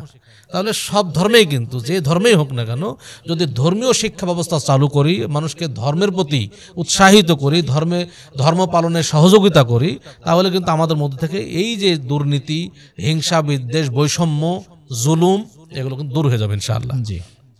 এরপরে বলবো যে বাংলাদেশ একটা স্বাধীন রাষ্ট্র। আমরা 1971 সালে বহু সংখ্যক মানুষের রক্তের মাধ্যমে কিন্তু এই বাংলাদেশের স্বাধীনতা অর্জন করেছে। এটা কোনো একক ব্যক্তির স্বাধীনতা নয়, এবং এই স্বাধীন যেহেতু হয়েছে, অতএব একটা স্বাধীন দেশ কিন্তু বিদেশিদের যেন দাসে পরিণত না হয়। আমাদের একটা আলাদা বৈশিষ্ট্য থাকবে, আমাদের স্বাধীনতা থাকবে, আমরা সেইভাবে স্বাধীন কথা বলবো, স্বাধীনভাবে চলবো, কোনো দেশের দাসে যেন আমরা পরিণত না হই। এ ব্যাপারে আমরা যারাই নেতৃত্ব দিবেন তাদের প্রতি আমরা অনুরোধ করব ইনশাআল্লাহ, যে আমাদের দেশের মানুষকে নিয়ে চলবো, দেশের মানুষের মনোভাব বুঝবো, দেশের মানুষের চাওয়া বুঝবো, যে দেশের মানুষ কি চাই, তাদের চাওয়া অনুযায়ী সরকার পরিচালনা করা, এটা আমরা সরকার প্রতি আবেদন করব। এরপরে আমরা সাধারণ জনগণ এবং যারা ছাত্র সমাজ আছেন তাদের প্রতি আমরা যে আবেদন করতে চাই, সেটা হলো যে এদেশ আমাদের সবার, অতএব দেশের সম্পদ সবার। আমরা যেন আমাদের কারো দ্বারাই দেশের কোনো সম্পদ নষ্ট না হয়, এ ব্যাপারে সচেতন থাকব। দেশের স্বাধীনতা রক্ষার জন্য যা করা দরকার আমরা এটা আমাদের তাই করব, আমরা সেটা রক্ষা করার চেষ্টা করব। আজকে ক্ষোভ প্রকাশ করতে গিয়ে, অন্যের প্রতিশোধ নিতে গিয়ে যে সম্পদগুলো নষ্ট করছি, এটা কিন্তু আমাদের টাকা দিয়ে তৈরি করা। জি, এবং আবার যে তৈরি হবে আমাদের টাকা দিয়েই তৈরি হবে। তাহলে আমরা কার ক্ষতি করলাম? আমরা নিজেরাই নিজেদের ক্ষতি করছি অন্যের প্রতিশোধ নিতে গিয়ে। অতএব আমরা দেশের সম্পদ রক্ষার জন্য আমরা এই বিষয়গুলো লক্ষ্য রাখবো যে কোনো ক্ষোভ প্রকাশ করব না, কারো উপর জুলুমে যাব না, কারো কোনো কিছু ভাঙচুর এগুলো আমরা করতে যাব না কখন। আমরা আইনের প্রতি শ্রদ্ধাশীল হব, দেশের যে আইনগুলো আছে সেই আইন আমরা মেনে নেব, নিজে হাতে আইন তুলে নেব না। আরও যদি বিচার করতে হয়, কেউ যদি অপরাধী হয়, আমরা জানি যে সে অপরাধী, তাহলে সেই অপরাধের বিচার হবে আদালতে। আমি নিজে নিজে যদি আইন তুলে নেই, আরেকজন সে নিজে আইন তুলে নিল, তাহলে দেশের শৃঙ্খলা ঠিক থাকবে না। জি, অতএব শৃঙ্খলা রক্ষার্থে নিজেই আইন তুলে নেব না। এবং আজকে যেহেতু ভাঙচুর হয়ে গেছে, বহু জায়গায় বহু স্থাপনা, সরকারি স্থাপনা ভাঙচুর হয়েছে, আমি সকলের প্রতি অনুরোধ করব, এবং বিশেষ করে যেহেতু আমি বাংলাদেশ আহলে যুব সংঘের সভাপতি, সেহেতু বাংলাদেশ আহলে যুব সংঘের সকল কর্মীকেই বলবো যে যেখানেই যত ভাঙচুর হয়েছে, অনেক অপরিষ্কার অপরিচ্ছন্ন হয়ে গেছে সব জায়গা, আমরা সব জায়গা পরিষ্কার পরিচ্ছন্ন করবো ইনশাআল্লাহ। এই দায়িত্ব আমরা নেব বাংলাদেশ আহলে যুব সংঘের দায়িত্বশীল এবং কর্মীবৃন্দ। সব জায়গায় যেখানে দেখা যাচ্ছে অনেক থানা পুড়ে গেছে, থানাগুলো অপরিষ্কার অপরিচ্ছন্ন হয়েছে, রাস্তাঘাট অপরিচ্ছন্ন হয়ে আছে, যেহেতু এখন সরকার নাই, এখন দেখার কেউ নাই, অতএব এটা আমরা করব। আজকে রাস্তায় ট্রাফিক জ্যাম যেভাবে আমরা দেখছি বিভিন্ন জায়গায়, কারণ ট্রাফিক নাই, অতএব এই কাজগুলো আমরা করব। এবং আমরা শুরু করেছি অলরেডি, বাংলাদেশের আহলে যুব সংঘের কর্মীরা আমরা এই কাজগুলো শুরু করে দিয়েছি, তারপর আবারও নির্দেশনা দিচ্ছি। সবাই যার যেমন সাধ্য আছে যেখানে, সেটা আমরা করার চেষ্টা করব। মানব সেবায় এগিয়ে যাব, চাই সে শুধু মুসলিম নয়, আমরা অমুসলিমদের সেবায় এগিয়ে যাব। এবং আমরা শুনছি যে সংখ্যালঘু যারা আছেন আমাদের দেশে, যারা মুসলিম নয় বটে, কিন্তু তারা বাংলাদেশের নাগরিক হিসেবে বাংলাদেশের মানে নিরাপত্তা পাওয়ার অধিকার তাদের আছে। অতএব সেই নিরাপত্তা বিধান বা সেই নিরাপত্তা নিশ্চিত করার চেষ্টা করবো ইনশাআল্লাহ আমরা সবাই মিলে। বিশেষ করে আমি বাংলাদেশের যুব সংঘের কর্মীদেরকে বলবো যে যদি পাহারা দেওয়া লাগে তাদেরকে, আমরা পাহারা দেবো তাদেরকে ইনশাআল্লাহ, তাদের নিরাপত্তা দেওয়ার ব্যবস্থা করবো ইনশাআল্লাহ। আমরা এই বিষয়গুলো লক্ষ্য করবো ইনশাআল্লাহ বাংলাদেশের যুব সংঘের কর্মীবৃন্দ। এই বলে আমি আমার পক্ষ থেকে শেষ করছি। জাযাকুমুল্লাহ খায়রান। অসংখ্য ধন্যবাদ। আমরা অনেক আশার বাণী শুনলাম আমাদের কেন্দ্রীয় সভাপতির কাছ থেকে। জনগণের যে নিরাপত্তা এবং শহর পরিষ্কার করা, সে সঙ্গে ট্রাফিক নিয়ন্ত্রণ করা, এই সমস্ত কিছুই যুব সংঘের যারা দায়িত্বশীল আছেন কিংবা এই দেশের যারা যুব সমাজ আছেন, তিনি সবার প্রতি একটা উদাত্ত আহ্বান তিনি জানালেন। এবং তিনি সুসংবাদ দিলেন এটা যে ইতিমধ্যেই সংগঠনের কিছু ব্যক্তি এই সমস্ত কাজগুলো শুরু করেছেন, এবং আমরা যারা যেখান থেকে পারি আমরা সবাই এই সমস্ত কাজগুলো করবো ইনশাআল্লাহ, এবং মানব সেবা আমরা এগিয়ে আসবো। আমরা আমাদের আজকের আরও অতিথির কাছে যাব, এই বিষয়ে তার কোনো বক্তব্য আছে কিনা। সর্বশেষে আমি আরেকটা বিষয় একটু উল্লেখ করতে চাচ্ছি, যেটা না উল্লেখ করলে নয়, যে কোনো বিজয়ের পরে বিজয়ীর যে আচরণটা, তার উপরে কিন্তু তার বিজয়টা কতদূর স্থায়ী হবে সেটা নির্ভর করে। আমি বিজয়ী হয়ে গেলাম মানে আমি সব কিছু ছেড়ে দিয়ে, মানে সব কিছু করার একটা ফ্রি লাইসেন্স পেয়ে গেলাম, বিষয়টা কিন্তু এমন না। ইসলামের বিজয়ের ক্ষেত্রে আল্লাহ রাব্বুল আলামিন পবিত্র কোরআনে বলছেন সূরা নাসরে, বিজয়ের বিষয়ে যে একটা সূরা নাজিল হয়েছে, আল্লাহ বলছেন ইযা জাআ নাসরুল্লাহি ওয়াল ফাতহু ওয়া রাআইতান নাস ইয়াদখুলুনা ফি দীনিল্লাহি আফওয়াজা। যখন তুমি বিজয় দেখবে এবং ইসলামের দিকে মানুষকে দেখবে দলে দলে চলে আসছে, সেই সময় কি করবে? সবাইকে নিয়ে আনন্দ উৎফুল্ল গান বাজনা করবে না, ফাসাব্বিহ বিহামদি রাব্বিকা ওয়াস্তাগফিরহু। এই সময় তোমরা আল্লাহর তাসবিহ পাঠ করো এবং আল্লাহর কাছে ভুল ভ্রান্তির জন্য ক্ষমা চাও। জি, ইসলামের এত সুন্দর একটা আদর্শ। কেন এই আদর্শটা? কারণ আমরা বিজয় অর্জন করতে যেয়ে অনেক ভুল ভ্রান্তি করে ফেলি, সেই ভুলগুলো থেকে আমরা আল্লাহর কাছে ইস্তেগফার করি, এটা আমাদের মূল পদক্ষেপ, প্রথম পদক্ষেপ। সেটা বাদ দিয়ে যদি আমরা আনন্দ গান বাজনা করি, প্রতিপক্ষের উপরে প্রতিশোধ গ্রহণ করি, তাহলে আসলে এটা আমাদের এই বিজয়টা মূলত প্রকৃত বিজয় হবে না। এই আন্দোলনের পিছনে, বিশেষ করে কোটা বিরোধী আন্দোলনের পিছনে ছাত্রদের একটা বড় আত্মত্যাগ আছে। প্রায় 500 স্টুডেন্ট এখানে মারা গেছে, সাধারণ জনগণ অনেক মারা গেছে, এখানে বহু পুলিশেরও যান চলে গেছে। তারাও তো আমাদের ভাই, তারা যদিও বিপক্ষে দল ছিল, কিন্তু তারাও তো আমাদের ভাই। বহু মানুষ চলে গেছে এভাবে। এত মানুষের রক্তের বিনিময়ে যে বিজয়টা অর্জিত হলো, সেই বিজয় উদযাপন করতে যে আরও এরকম হাজার হাজার মানুষকে যদি রক্তপাত আমরা ঘটিয়ে দিই, তাদের বাড়িঘর ভেঙে চুরে একেবারে বিধ্বস্ত করে দিই, তাহলে এটা নিঃসন্দেহে আমাদের বিজয়টা সঠিকভাবে উদযাপন করা হচ্ছে না, বরং এক জুলুম থেকে বেঁচে আমরা নতুন আরেক জুলুমের মধ্যে প্রবেশ করলাম। এবং মানুষকে মাজলুম বানিয়ে কখনো বিজয় উপভোগ করা যায় না, বরং ক্ষমার মধ্যেই রয়েছে সৌন্দর্য, এই ক্ষেত্রে ক্ষমার মধ্যেই রয়েছে মহত্ব। তা আমরা আশা করছি আলহামদুলিল্লাহ আল্লাহ রাব্বুল আলামিন অনেক কষ্টের বিনিময়ে আজকে আমাদেরকে এই পর্যায়ে নিয়ে এসেছেন।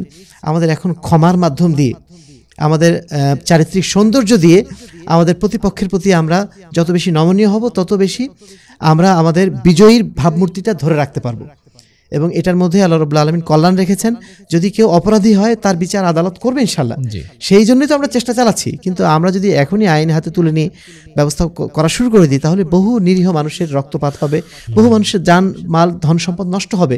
সর্বোপরি এটা একটা বাজে দৃষ্টান্ত হয়ে থাকবে। ভবিষ্যতে যারা ক্ষমতাচ্যুত হবে, হয়তোবা যারা আজকে ক্ষমতা আসছে তারা তো একদিন ক্ষমতাচ্যুত হতেই পারেন।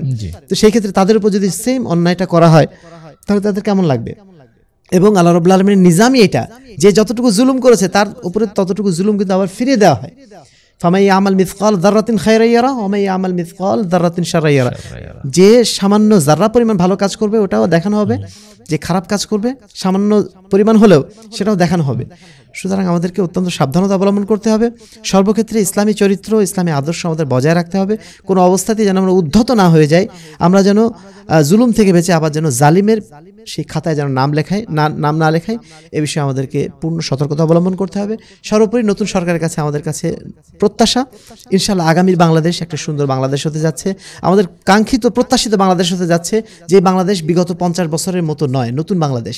এবং এই বাংলাদেশ ইসলামের বাংলাদেশ হবে, ইসলামী সংস্কৃতির বাংলাদেশ হবে, এবং সারা বিশ্বের বুকে মাথা উঁচু করে দাঁড়ানোর মতো একটা দেশে পরিণত হবে। এই আকাঙ্ক্ষা প্রত্যাশা ব্যক্ত করি এখানে শেষ করছি। জাযাকাল্লাহু খায়রান। আমরা আমাদের আজকের সম্মানিত দুজন মেহমানের কাছ থেকে অনেক গুরুত্বপূর্ণ বিষয় জানলাম, এবং সেই সঙ্গে আমাদের দেশের বর্তমান করণীয় আরও গুরুত্বপূর্ণ বিষয় হলো যে সরকার গঠনের যে পদক্ষেপ আমরা সেগুলো জানতে পারলাম। আমরা দোয়া করি যেন মহান রব্বুল আলামিন এর বিনিময়ে আমাদের সবাইকে ইহকালে ও পরকালে শান্তি ও মুক্তি দান করেন। আমাদের সঙ্গে থাকার জন্য জানাচ্ছি অসংখ্য ধন্যবাদ। প্রিয় দর্শক, আপনারা দেখছিলেন সময়ের সংলাপ। আজকের প্রতিপাদ্য বিষয় চলছিল কোটা সংস্কার থেকে রাষ্ট্র সংস্কারের পথে। এই বিষয়ে কথা বলছিলেন হাদিস ফাউন্ডেশন শিক্ষা বোর্ডের সম্মানিত চেয়ারম্যান ডক্টর আহমদ আব্দুল্লাহ সাকিব।